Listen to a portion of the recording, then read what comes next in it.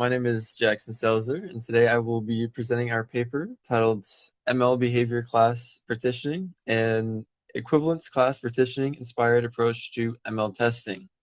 This work was done with Dr. Timothy Elvira, Dr. Juan Ortiz Couder, and Dr. Omar Ochoa at Embry-Riddle Aeronautical University. The main idea of this paper is to explore how a traditional software engineering testing technique, specifically equivalence class partitioning, can be adapted to test machine learning model behavior.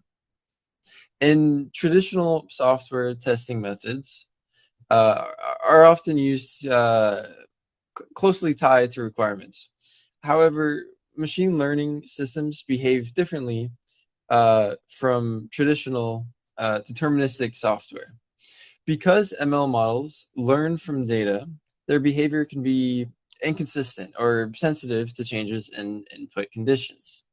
So the central question for this work is, can we take a traditional verification method from software engineering and modify it so it works for machine learning systems? That is what led us to propose ML Behavior Class Partitioning, or ML-BPC. To start, I want to explain the motivation behind this work.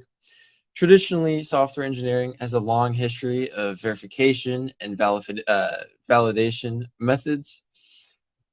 These methods help engineers check whether software meets its requirements and behaves as expected. Machine learning systems, however, are different. In traditional software, developers explicitly write the logic, but in machine learning, the model learns patterns from training data. This means that the behavior of the system is not always easy to predict or verify using standard testing methods. As ML systems become more common in real-world software applications, especially through MLOps and AI-enabled systems, there's a growing need to bring stronger software engineering practices into ML development. The paper focuses on traditional verification techniques, specifically equivalence class partitioning, or ECP. ECP is a black box testing method where inputs are divided into classes and one representative input is tested from each class. In traditional software, the assumption is that inputs in the same equivalence class should produce the same type of behavior. But ML creates a challenge for that assumption. In ML, one input may not be enough to represent the behavior of an entire class. One image could be an outlier. One transformed input could produce a unusually good or unusually bad results. So this paper adapts ECP into a new ML-focused method called ML Behavior Class Partitioning. The purpose of ML-BPC is to evaluate model behavior across behavioral ranges instead of relying on a single input. So before we get into really the meat of what ML-BPC is, it's important to briefly explain verification and equivalence class partitioning. So in software engineering, verification asks the question, are we building the product right? Validation asks the question, are we building the right product? This paper focuses on verification because we are interested in whether the model satisfies specific requirement-based expectations. Equivalence class partitioning is a verification and testing method. The idea is that you divide an input space into different partitions or classes. Each class represents a range of inputs that should behave similarly. For example, imagine a system right here that accepts values from 30 to 60. We can divide that input space into three classes: values below 30, values between 30 and 60, and values above 60. In traditional ECP, We do not need to test every possible value. Instead, we test one representative value from each class. So in this case, it could be 25, 45, or 75. If the representative value passes, like 45, then we assume that the rest of the class behaves correctly as well. This works well in deterministic traditional software, but the problem is ML systems do not always behave cleanly. Traditional ECP assumes inputs in the same class behave the same, but machine learning does not guarantee that. That limitation is the key reason this paper modifies ECP for the ML context. Now I want to connect this to more of the machine learning and object detection areas. So machine learning models learn behavior from data instead of being explicitly programmed with rules. This makes them powerful, but it also makes them difficult to verify. The specific type of ML model used in this paper is an object detection model. Object detection models identify objects and images and typically output two main things: a bounding box around the object and a confidence score, indicating how confident the model is in the detection.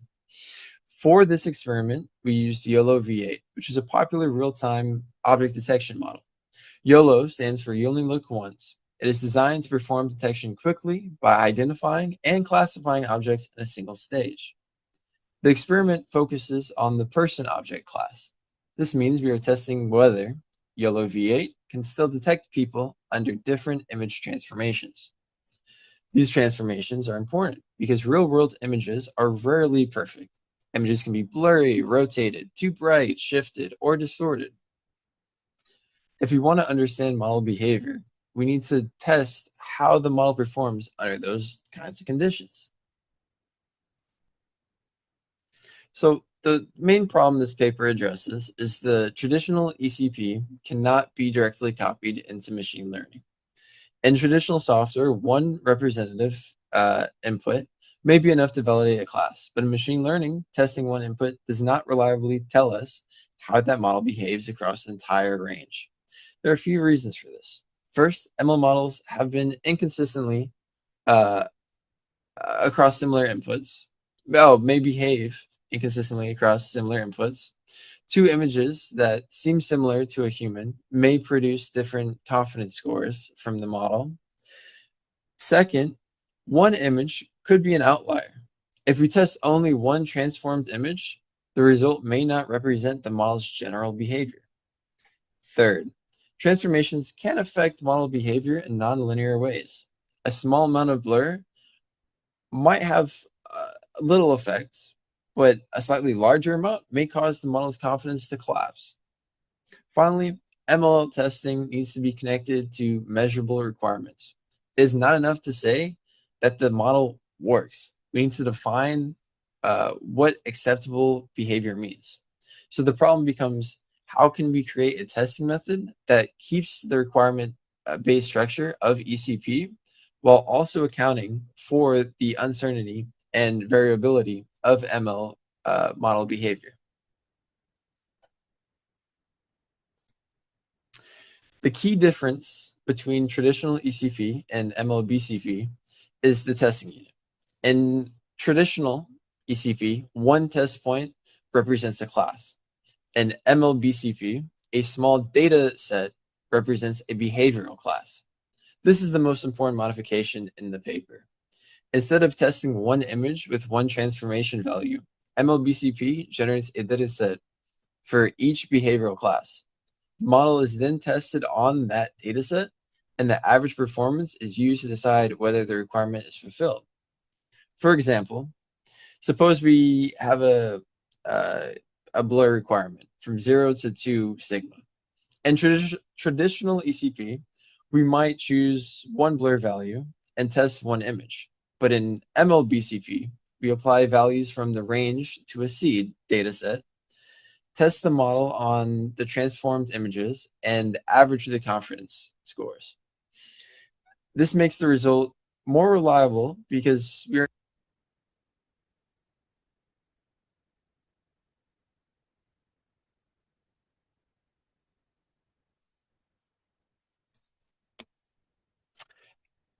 we are not depending on one input.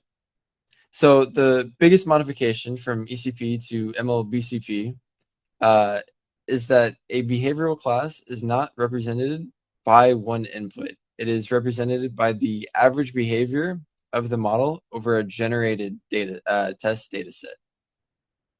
This allows the method to better handle the variability of ML systems.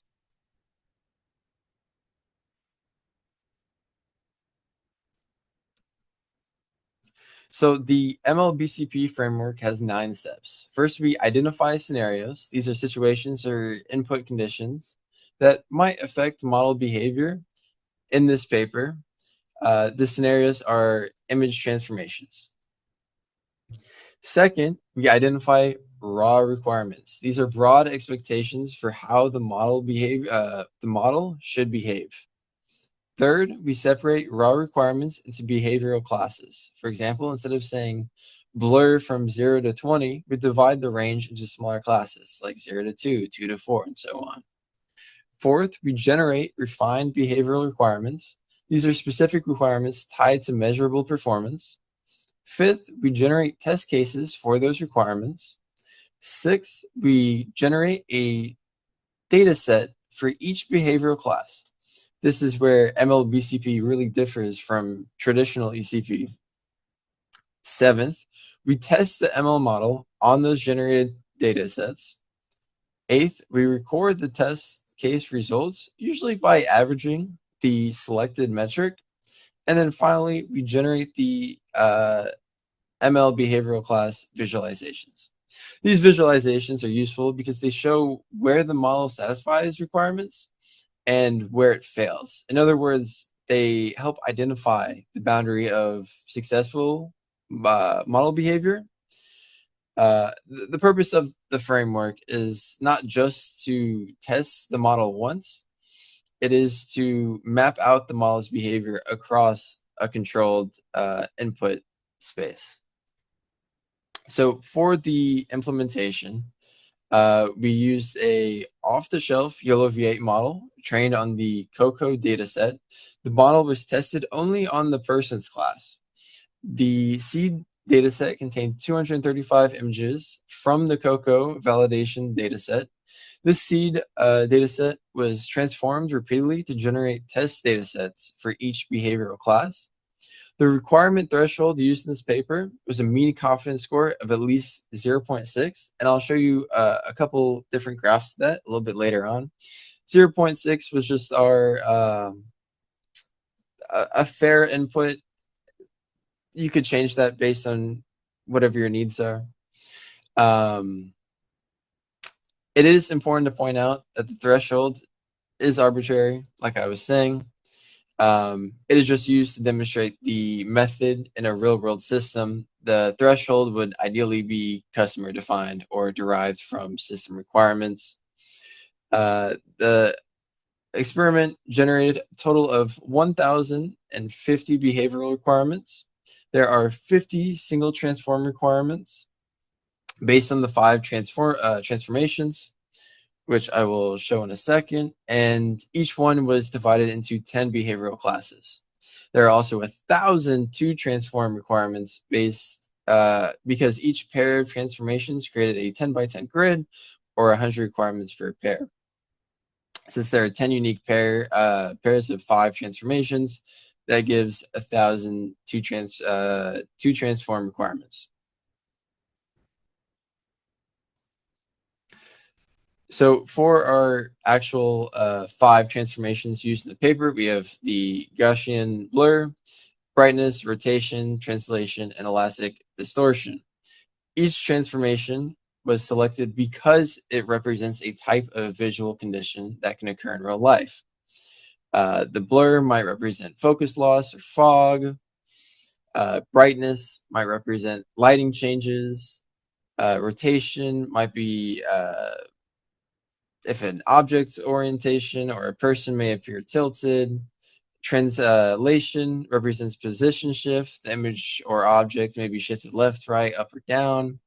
And distortion represents lens or shape distortion that can mimic the subtle warping caused by camera lenses. And then we can go here to the results. So the single variable results showed that the YOLO V8 was resilient to some transformations, but vulnerable to others. So the model performed really well under brightness, translation, and distortion.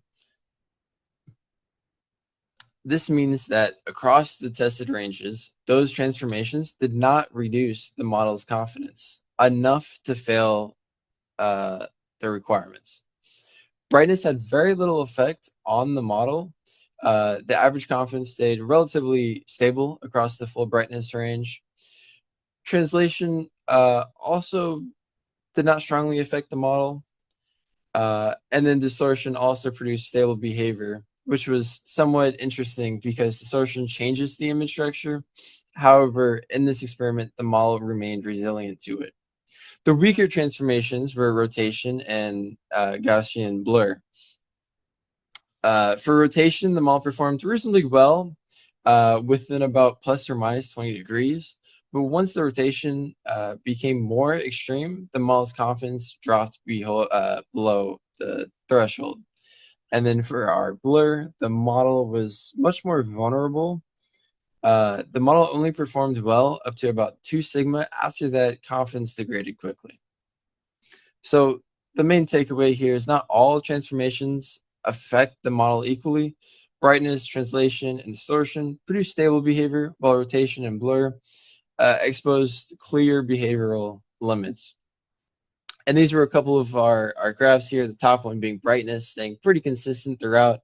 And then the bottom one, you can see right around that 2 mark, the 20 degree mark, you see it drops below our 0.6 threshold. So for brightness here, we see that the model's confidence, it for the most part still remained consistent. Same with the distortion. So adding those two together, overall the model's like remained the way it needed to be. Rotation, translation was still consistent throughout with regards to translation, but once it got past that 20 degree mark, it still led to the failures. The blur and the brightness, the blur dominated with respect to brightness, where that degradation fell off. And then blur and rotation, the two worst performing combination.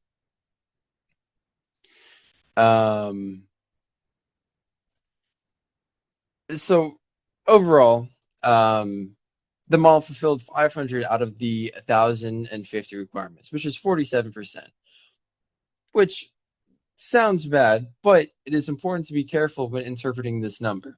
This does not mean that YOLO V8 is a bad model. It means that under these specific behavioral requirements, transformations, dataset, and confidence threshold, ML-BPC identified which operating conditions were satisfied and which were not. The result is valuable because it gives a structured map of modeled behavior. And so these were some of the 2 variable results that we had, translation and distortion, 2 of the 3 that didn't really affect it. So you could see where if it was more distorted, it didn't really change much. Same with the translation effect. And then if we look at our rotation and translation, you'll see that it really gets affected by the rotation out here on the outer sides. And you may notice that some are red with the 0.6, and that would be coming down to the rounding of the decimal places. So if they had a round up to get to 0.6, it'd be red. If they had a round down to 0.6, it would be blue, like down here. So for future work, there are several different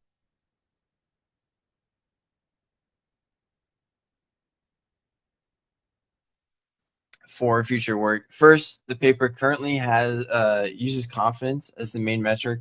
In future work, it would be useful to use mean average, precision, or MAP, which is a more complete object detection metric. However, using MAP requires adjusted ground truth bounding boxes for transformed images. This is especially important for transformations like rotation and translation, where the object position changes. Second, uh, future work should validate the requirements with ML engineers or domain experts. In this paper, the 0.6 confidence threshold is used as a demonstration, but in a real project, requirements should be based on customer needs, safety constraints, or system level performance goals. Third, ML-BCP should be tested in industry settings or agile ML development workflows. This would help determine whether the method is practical outside of a proof of concept experiment. Fourth, future work should explore scenarios beyond image transformations. For example, instead of only changing image properties, we could test semantic changes such as increasing the number of people in an image or changing the amount of occlusion. Finally, this method could potentially be explored for other model types, including large language models. For LLMs, behavioral classes might involve things like increasing ambiguity uh, in prompts, mixing languages, adding noise to input text, or varying the complexity of a task.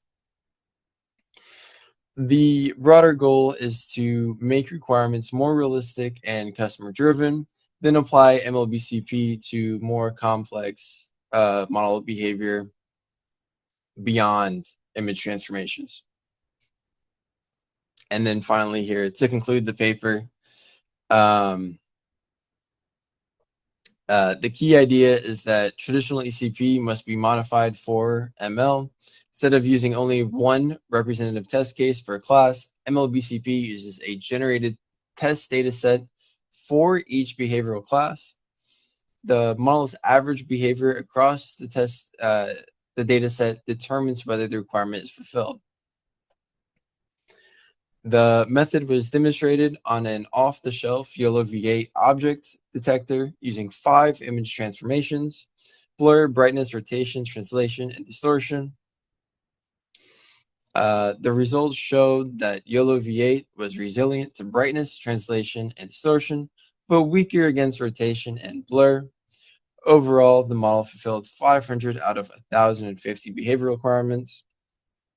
The main contribution is not only the specific YOLO V8 result, the larger contribution is the framework itself. ML-BCP provides a structured way to connect requirement specifications, software verification, and ML model behavior testing. It gives engineers a way to identify not just whether a model performs well overall, but where its behavior succeeds, where it fails, and which operating conditions need improvement. Thank you.